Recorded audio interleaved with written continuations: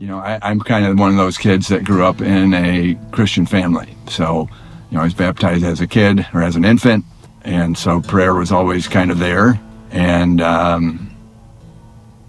it was something I did, but it wasn't something that I knew much about, or I would say I did well.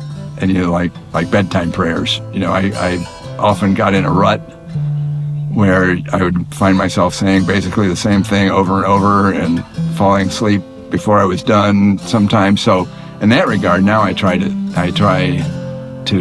say my daily prayers in the morning. And in the last, 5 or 10 years, it seems like my faith has grown. So as part of that whole faith walk, I think prayer has become part of that.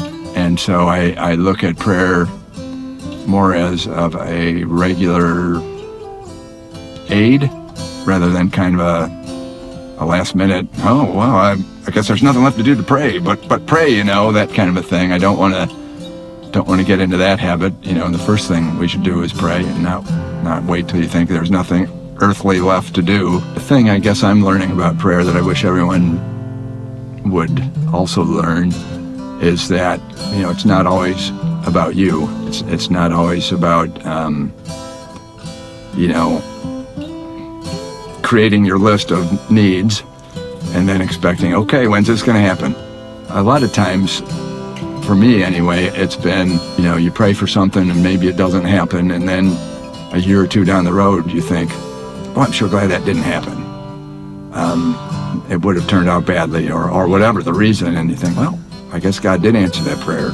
It just, took a long time to connect the dots and say, okay, God did answer that in a way I wasn't expecting, but it was, what was best for me. And I remember I read a book, can't remember who wrote it, but,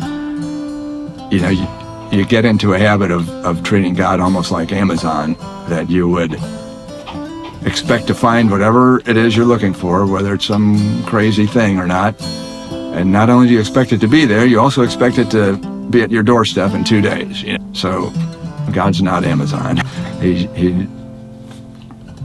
knows what we need, not what we want, I guess is the way to put it.